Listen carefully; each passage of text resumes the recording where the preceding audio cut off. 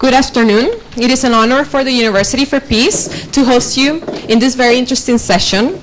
Today we have the pleasure of having Marta Helena Lopez, Director of Strategic Planning, Staffing Division of Human Resource Management of UN Headquarters, and Lynne Goldberg, Human Resource Officer, Outreach Unit, Office of Human Resources Management of the UN Headquarters, and Dr. Victor Valle, Acting Rector of the University for Peace. I am pleased to introduce today Dr. Victor Valle, who will give you some opening remarks. Thank you, Gaby. Good afternoon, everyone. Welcome to the University for Peace for those who are not part of the UPeace community. We are very honored to have you here, and we are also very honored to have two top officials of the UN headquarters that this afternoon are going to lecture and discuss about career opportunities in the United Nations system. As I said, the University for Peace is highly honored to have you here. Indeed, the academic programs of the University for Peace are structured in such a way to prepare people to become international service persons. That's why it's very important for our students and our alumni, this type of information that we are going to receive this afternoon. Regretfully, I have to leave quite soon because I have to attend other official activity, but I am sure that the activity will be very fruitful for all of you. For those who are not part of the UPeace community or are students in other learning centers, let me tell you very briefly the importance to study at the University for Peace. If you want to become one international cooperation professional, come to UPeace. If you want to come to protect the environment, come to UPeace. If you want to settle conflicts around the world and keep operations oriented to peace building, come to UPeace. And in short, if you want to live intensively, come to UPeace. Surely, if you have the good luck to become one UN official, you will have high level of opportunities to fulfill all those roles that I am mentioning. Again, thank you very much for coming. I don't want to take more minutes about the most important part of the activity. That's the presentation of our colleagues from the United Nations. Welcome and good luck. Thank you.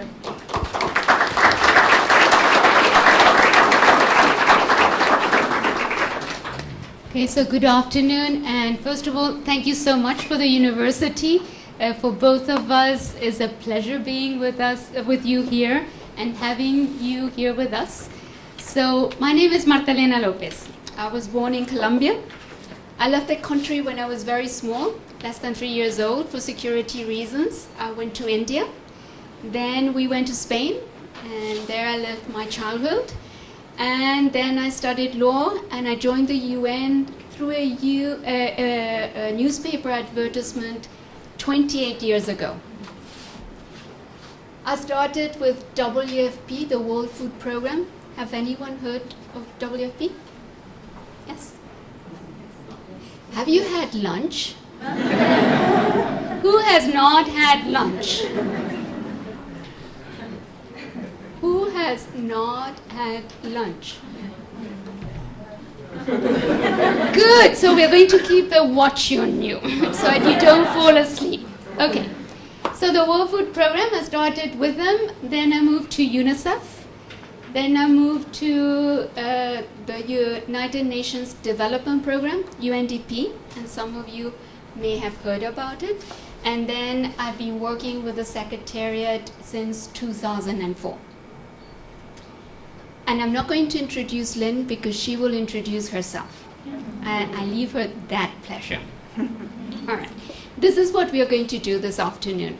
First, we're going to do a general presentation on the different ways of entering the UN Secretariat and the whole UN system. Then we are going to give you some tips on how to apply to UN system jobs.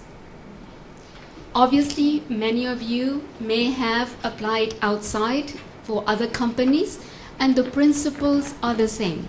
But you need to bear in mind some recommendations for when you apply to the UN system. Then we will give you some recommendations to prepare for an interview, a job interview in the context of the UN. And then let me ask, who likes job interviews? I assume because you are laughing, you like them. Huh? So let me do it the other way around. Who does not like job interviews? We need brave people in the UN, so I need to have those hands up. Okay. So with Lynne, we are going to try to change that mindset, and we all get nervous in interviews, but to help you better prepare for the interviews and that you do a good job. And then we'll open it to questions and answers. Is that okay? Yeah. All right. We did program to have to be here for about 2.5 to 3 hours. If you need to go, don't worry, we won't take it against you, but we hope that you will stay the whole time. All right? We will try not to have a break. If you need to go out, I assume you will coming back. Yes? Sure? All right. Do you hear me clearly? Yes. Is the webcast going okay? Perfect. You? All right. Good.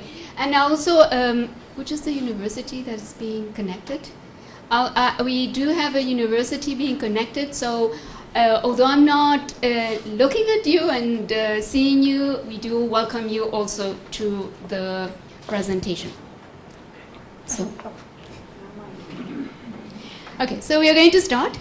And then the slides, by the way, are going to be posted in the university website. So if you miss something, don't worry. In fact, I prefer that you do not take notes. And the reason for it is we save paper. And I know there are some people here at, I don't know if that person is here. They are environmentally friendly. Everything is going to be on the PowerPoint presentation. So if you miss anything, don't worry. Some things we won't go every detail in the presentation. It depends. Is that okay? All right. So this is the family of the UN. And as you can see, we have a wide gamut of organizations around the world. And some of them are newer organizations. Some of them were established before 1945. And let me ask you, which is the oldest organization in the UN system? The ILO? It's one of the oldest, but not the oldest. But it is one of the oldest. It was established in 1929, and it was a key player, a key organ in the League of Nations. No. I like this crowd. Come on, another one. All right, the oldest organization is ITU. It was established in 1865. It used to be the International Telegraph Union. And as time went by, it was changed to telecommunications. They did join the UN system after 1945. And then you have UPU, which is the United Nations Postal Organization that was established just a few years after. And then comes ILO. So you were very near. All right. So what we wanted to highlight to you is that some of you may be able to apply for all the organizations because of your background. Like, for example, we're looking for human resources, finance people, IT people throughout all the organizations. But some of you, because you have specialized expertise, you may be more restricted. But there is a profile in all the UN system that brings different people and different professions together. Is that clear? Yes? Good. So at this point in time, obviously, we have the UN system and we have the different organs. And both Lynne and myself now work for the UN Secretariat, and it's one of the main 6 organs of the UN system. So let me give you the starting points. In the UN system, we have locally recruited positions and internationally recruited positions. Locally recruited is normally for individuals of the same country, and it's for local recruitment. International positions, what we want there is individuals who are professionals and are interested and willing to work outside the country and go around the world. So we have international and local. Within the international positions, we do advertise the international positions, but at the same time, we do hold exams for certain groups. One of them is the language positions, and Lynne will be giving you some more details on that. Then we have young professional programs, and those are really for individuals that have not as many years of experience, and different organizations have different programs, and we'll give you a bit more details on that. As I said, we have local positions, and then we have temporary staff, as well as individual and institutional contracts. Temporary staff are for short-term assignments. It's not for a career within the UN or for longer-term assignments in the UN. There is no age limit for the temporary assignments. For the consultancies, again, there is no age limit, and we will go in more detail on that. And finally, other ways of contributing to the UN system is through internships and through the United Nations Volunteer Program, and we will give you more details on that. Who we are, and then here I'll ask Lynne to introduce herself.